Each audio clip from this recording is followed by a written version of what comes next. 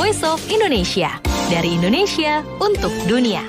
Voice of Indonesia dari Indonesia untuk dunia. Pendengar, kita kembali lagi di seputar perempuan inspiratif Indonesia dan masih dalam kerjasama bersama Rowanita. Kali ini kita sudah terhubung dengan salah satu relawan Rowanita di Belanda. Ada Ibu Ratna Saptari. Halo Ibu, selamat pagi. Goedemorgen. Selamat pagi, goedemorgen. Iya, Bu Ratna ini aktif di ini ya Bu ya, Indonesian Migrant Workers Union. Ya, betul. Ya. Iya. Nah, Bu Ratna, bagaimana sih Ibu melihat nih dinamika migrasi tenaga kerja Indonesia ke luar negeri khususnya di Belanda dalam beberapa dekade terakhir? Iya, itu kami seringkali mendapatkan lebih banyak para migran yang seringkali datang dengan surat yang seperti visa turis atau ABK, dan banyak dari mereka juga tidak paham apa jenis-jenis dari visa yang berbeda-beda, sehingga mereka datang dan kadang-kadang ke negara Eropa yang lain atau langsung ke Belanda, lalu ternyata pekerjaan tidak dapat bayaran yang sesuai dan sebagainya, dan banyak yang tahu bahwa di Belanda banyak orang Indonesia.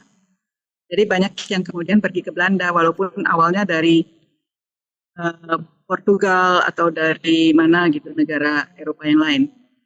Karena Uni Eropa ya. Iya. Oke, Ibu, tantangan utama yang dihadapi pekerja PMI ini ya di sana itu terutama dalam konteks kebijakan sosial dan ekonomi itu apa saja sih, Bu? Ya, terutama harus tahu bahwa status mereka sendiri adalah status tidak terdokumen. 90%. Ya, dengan sendirinya itu adalah suatu situasi yang amat lemah buat mereka, memperlemah mereka.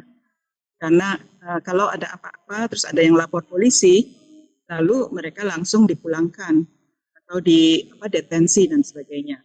Jadi itu yang paling sulit. Masalahnya adalah persoalannya dari tempat asal. Jadi bukan hanya di negeri Belanda, tapi bahwa di tempat asal banyak agen-agen yang menjanjikan pekerjaan dan menjanjikan tempat tinggal, dan sesampainya di Belanda atau di negara Eropa lainnya, ternyata mereka bukan imigran legal. Oke, Ibu. Dan dalam peran organisasi seperti Indonesia Migrant Workers Union ini sendiri itu bagaimana untuk mendukung para PMI khususnya di Belanda ya? Ya, terutama adalah tentu pada saat misalnya tiba-tiba diperiksa polisi, ya, karena ada yang tinggal di satu kamar yang banyak orang, itu kemudian tetangga melaporkan, ya, kok ini ada orang banyak di sini, ada apa begitu, lalu polisi dipanggil. Itu yang paling sulit. Nah, kami biasanya lalu nelpon lawyer, kami punya advokat yang membantu, kemudian mengatakan oke, mereka akan dipulangkan, tapi dilepas gitu, kurang lebih. Ya, tapi posisinya sangat lemah, dan juga dengan posisi itu pemberi kerja bisa sembarangan kasih upah yang tidak sesuai. Nah, Ibu menilik ke kondisi pekerja migran Indonesia di sana ya, khususnya di Belanda. Itu Ya. Untuk hak-hak yang mereka terima itu tuh seharusnya seperti apa sih dari negara tempat mereka bekerja? Apakah itu sama dengan pekerja di sana atau enggak? Hak perlindungan kerja ya, tapi karena ini tidak melalui jaringan resmi, jadi ini adalah agen-agen yang tidak resmi. Jadi sebetulnya yang seharusnya dilakukan adalah pemeriksaan agen-agen ini gitu loh, yang menjual tiket dan sebagainya, menjanjikan segala macam. Ya, itu yang sangat sulit untuk dilacak dan dicari siapa orang-orang yang mengirim mereka ke Eropa atau ke Belanda begitu. Itu yang pertama. Yang kedua tentu adalah bahwa kalau mereka misalnya paspornya sudah habis, sudah kadaluarsa, harus punya hak untuk diperpanjang paspornya.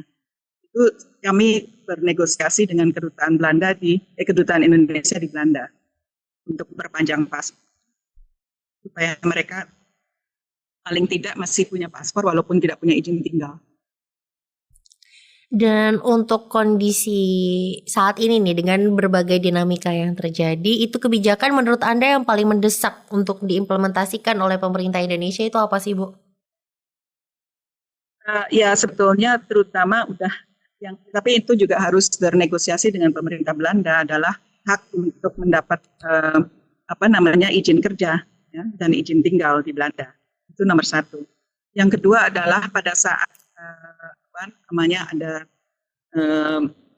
majikan yang tidak memperlakukan dengan baik atau kadang-kadang kekerasan dan sebagainya, itu harus ada semacam untuk tempat tinggal mereka supaya tidak jalanan begitu loh. Penampungan, tempat penampungan itu penting sekali. Nah itu sampai saat ini belum ada tempat penampungan dari kedutaan atau di pemerintah Indonesia. Kalau mereka dalam persoalan ya dengan majikan dan dengan klien. Dan kalau dari kasus-kasus yang diterima oleh Indonesian Migrant Workers Union sendiri, ini apa sih yang paling memprihatinkan mungkin yang pernah terjadi? Ya soal tempat tinggal terutama ya, bahwa mereka harus keluar karena tetangga ngomel dan sebagainya, ini ada orang siapa ini dan sebagainya gitu.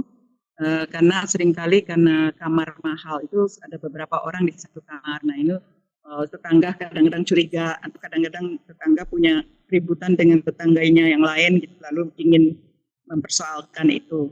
Yang kedua adalah tentu soal deportasi. Kalau misalnya di jalan sepedanya lampunya nggak nyala atau tiba-tiba ada pemeriksaan polisi di jalan, terus mereka diminta paspor dan izin tinggal dan sebagainya, terus ketahuan lalu mereka untuk dideportasi gitu loh. Hal-hal seperti itu terutama. Kalau untuk kesehatan itu lumayan gitu. Kita bisa mendapat bantuan dari organisasi-organisasi kesehatan seperti Doctors of the World atau World House dan sebagainya, sehingga bisa dibantu masalah kesehatan. Oke, Ibu, saat ini juga kan banyak nih ya di medsos berseliweran gitu berbagai konten yang mempromosikan bekerja di luar negeri itu seperti apa. Seringkali kan ini yang menjebak ya sebenarnya untuk orang-orang yang ingin ke sana. Apa sih yang harus diperhatikan nih untuk teman-teman kita mungkin yang memang ingin mencari peluang, mencari rezeki di negara orang lain gitu?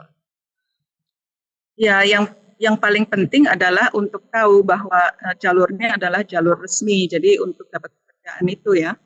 Cuma masalahnya ya orang kalau dalam kesulitan ekonomi dan sebagainya seringkali juga tidak memperhatikan ya hal-hal seperti itu. Tapi masalahnya juga untuk mendapatkan pekerjaan di negeri Belanda itu tidak mudah gitu loh. Harus melalui organisasi atau lembaga dan sebagainya ya. Yang persoalan ya saya cuma menyebutkan lebih persoalan dari penyelesaiannya, tapi persoalannya adalah juga bahwa orang-orang pikir karena kita ada organisasi ini IMBU, banyak agen-agen juga mengatakan kamu kalau ke Belanda itu IMBU akan bantu dan sebagainya. Jadi kami juga dijadikan alat gitu loh untuk mempromosikan orang ke Belanda. Nah itu yang kita jadi sulit sekali buat kita, padahal kita nggak mau, kita bukan agen. Oke, untuk pesan-pesannya Ibu terhadap ini masyarakat Indonesia mungkin yang ingin mencari kerja terutama di Belanda gitu, apa yang pasti nih mereka harus melakukan, tadi kan sudah ya ke agen yang resmi. Kemudian apalagi yang harus diperhatikan gitu untuk safety net mereka sendiri di sana seperti apa? Ya itu masalahnya adalah bahwa visa turis nggak mungkin gitu loh untuk dijadikan kerja ya. Terus ya harus yakin bahwa yang mengirim adalah lembaga resmi gitu, agen resmi, bukan orang dari RT atau dari desa atau apa yang bilang itu ada kerjaan asik loh di Belanda kayak gitu. Nah, itu kita hanya bisa mengatakan itu ya. Sulit juga sih soalnya. Oke. Karena mahal kan mahal, lebih mahal daripada ke Malaysia gitu loh. Betul sekali Ibu. Membayar puluhan juta dengan harapan bahwa dibilang ya, yang penipuan itu biasanya mengatakan kamu sebulan bisa dapat 1.500 euro. Jadi nanti kamu kalau ke Belanda itu bisa mereka pikir kan jadi modal mereka 50 juta nanti bisa kembali lagi modal itu gitu. Tapi ternyata nggak ada orang yang punya gaji yang segitu. Jadi itu juga yang harus diperhatikan ya Bu ya, janji-janjinya itu. Oke, Bu Ratna, terima kasih banyak untuk waktunya Ibu di pagi hari ini. Pendengar Voice of Indonesia, itu tadi bincang kita bersama dengan Ratna Saptari dari Relawan Wanita di Belanda. Dan di minggu depan kita akan bahas lagi yang lainnya, tetap bersama kami di Voice of Indonesia. Voice of Indonesia, dari Indonesia untuk dunia.